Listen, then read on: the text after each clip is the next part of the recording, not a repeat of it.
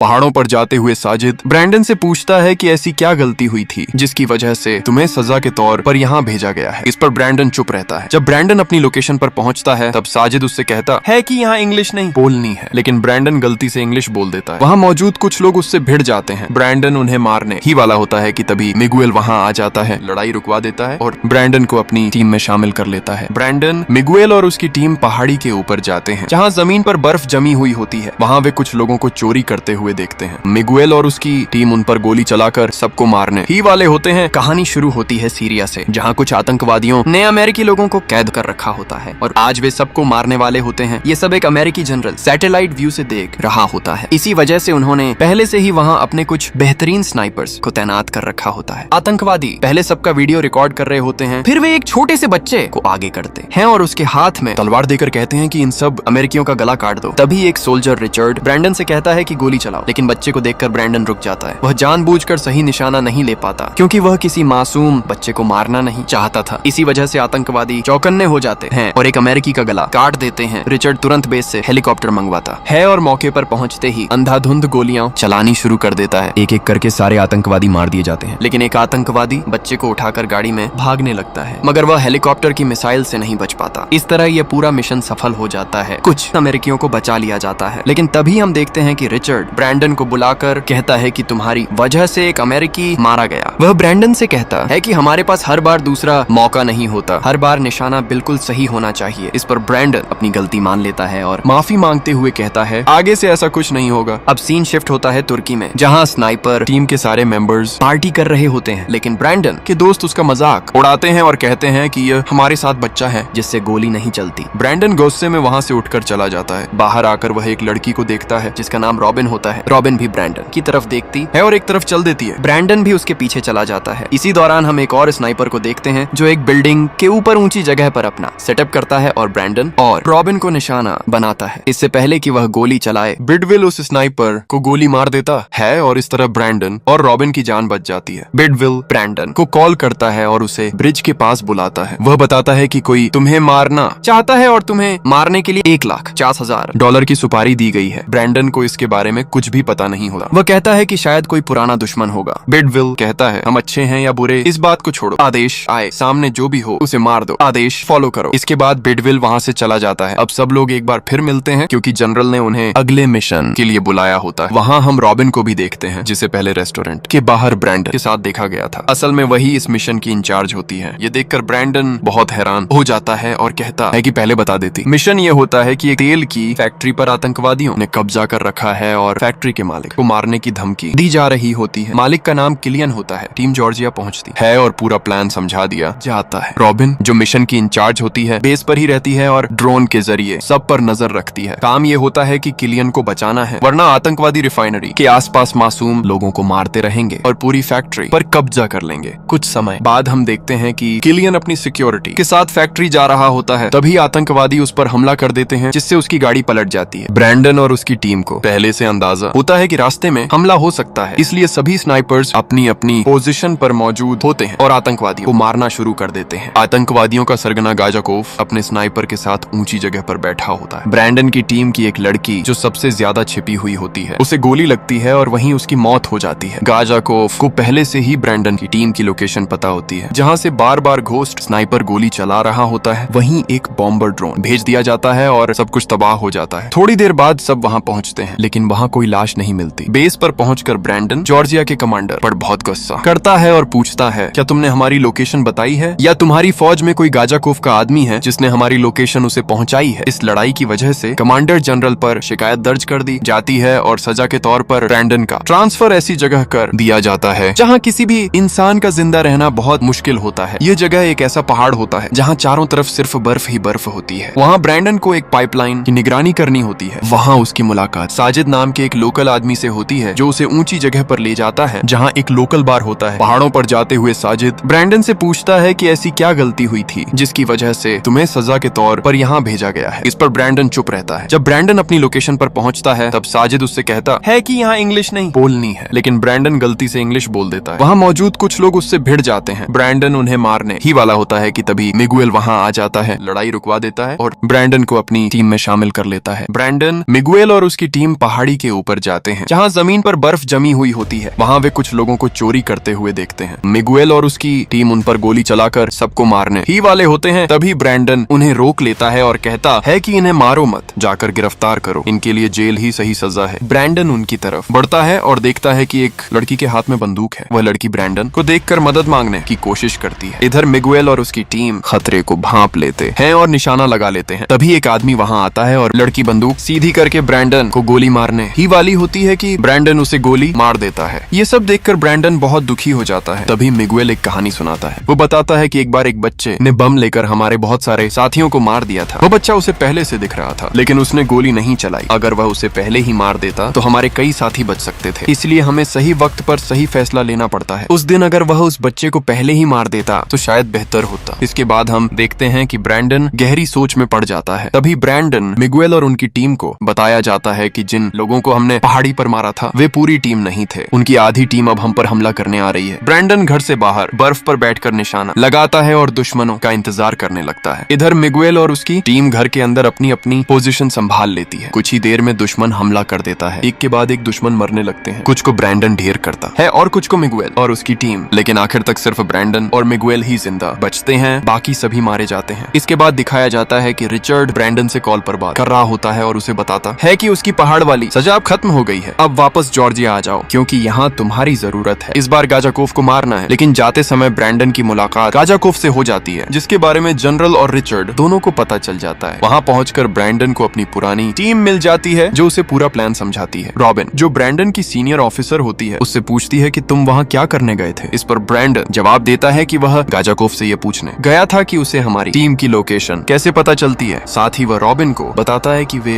Satellite की मदद से हमारी लोकेशन जान लेते हैं, क्योंकि ब्रैंडन ने एक ऐसे आदमी को देखा था जो कंप्यूटर के जरिए सैटेलाइट हैक कर रहा था। लेकिन इस बात पर कोई भी यकीन नहीं करता। फिर एक समय ऐसा आता है जब ब्रैंडन की टीम के लोग कम होने लगते हैं, सब मारे जा रहे होते हैं। तब ब्रैंडन अपना कमाल दिखाता है और बिल्कुल सटीक निशाने लगाता है, जिससे दुश्मन एक एक करके मरने लगते हैं। लेकिन जिस जगह वे इस वक्त मौजूद होते हैं वह चारों तरफ से पूरी तरह दुश्मन फोर्स से घिरी होती है और चारों ओर गार्ड खड़े होते हैं, इसलिए उन्हें छिपकर आगे बढ़ना पड़ता है। जनरल रॉबिन से कहता है कि ड्रोन से पता करो कि गाजाकोफ कहाँ है और अगला हमला कहाँ करेगा। सैटेलाइट की मदद से पता चलता है कि आतंकवादियों की कार की लोकेशन कोबुलेती की तरफ है। रॉबिन सबको उसी लोकेशन की तरफ भेज देती है, लेकिन यह एक जाल होता है। जैसे ही सारे स्नाइपर्स वहाँ से निकलते हैं, गाजाकोफ और उसकी टीम जो पास ही छिपी होती है हमला करने की तैयारी शुरू कर देती है। रिचर्ड और ब्रैंडन की टीम को कोबुलेती भेजा जा रहा होता है। रास्ते में ब्रैंडन रिचर्ड से कहता है कि उसे लग रहा है कि ये सब एक जाल है और उनके पीछे बेस पर हमला हो सकता है। यह सुनकर रिचर्ड तुरंत गाड़ी को मोड़ने का आदेश देता है। उधर गाजाकोफ और उसकी टीम हेडक्वार्टर की तरफ बढ़ रही होती है, जो असल में ऑय किलियन की ऑनेल फैक्ट्री होती है। वे किसी भी कीमत पर उस पर कब्जा करना चाहते होते हैं, लेकिन ब्रैंडन उन्हें ऐसा करने नहीं देने वाला होता है। आतंकवादियों के पहुंचने से पहले ही ब्रैंडन और उसकी टीम वहां पहुंच जाती है, लेकिन तब तक आतंकवादी पहले ही पहुंच चुके होते हैं और पूरे हेडक्वार्टर को तबाह करना शुरू कर देते हैं। जितने भी गार्ड होते हैं सबको मार दिया जाता है। इसी जगह टीम के इंचार्ज और जनरल भी मौजूद होते हैं। इसी बीच रिचर्ड और ब्रैंडन दोनों ऑनेल फैक्ट्री पर पहुंच जाते हैं और कुछ ही दूरी से स्नाइपिंग शुरू कर देते हैं। बेहद कमाल के शॉट होते हैं और आतंकवादियों को एक एक करके मार दिया जाता है। लेकिन ब्रैंडन की नजर गाजाकोफ पर होती है। वह उसे ढूंढ रहा होता है और जो भी सामने आता है उसे गोली मार देता है। तभी ब्रैंडन को वह कंप्यूटर वाला आदमी नजर आ जाता है जो सैटेलाइट के जरिए लोकेशन ट्रैक कर रहा होता है। ब्रैंडन उसे गोली मार देता है, जिसकी वजह से गाजाकोफ को लोकेशन मिलनी बंद हो जाती है। तभी ब्रैंडन को गाजाकोफ की बंदूक की फ्लैश दिखाई देती है और वह समझ जाता है कि वह कहाँ छिपा है। ब्रैंडन सीधा एक सटीक गोली चलाता है जो गाजाकोफ के गले को चीरते हुए निकल जाती है और वहीं उसका अंत हो जाता है। गाजाकोफ के मरते ही बचे हुए सारे आतंकवादियों को भी स्नाइपर्स गोली मारकर खत्म कर देते हैं। अगले सीन में हम ब्रैंडन और उसकी टीम को फिर से मध्य तुर्की में देखते हैं। वहीं पर कर्नल भी आ जाता है और वह ब्रैंडन की तारीफ करता है। इसके बाद वह कहता है कि तुमसे कोई मिलने आया है। वह कोई और नहीं बल्कि रॉबिन अमाइन होती है, जो ब्रैंडन को डेट पर ले जाने के लिए आई होती है। इसके साथ ही यह कहानी खत्म हो जाती है। यह थी स्नाइपर द गोस्ट शूटर की पूरी कहानी। अगर आपको हमारी ये वीडियो पसंद आई हो तो लाइक करें, कमेंट करें, शेयर करें और चैनल को सब्सक्राइब करें। शुक्रिया, मिलते हैं अगली वीडियो में।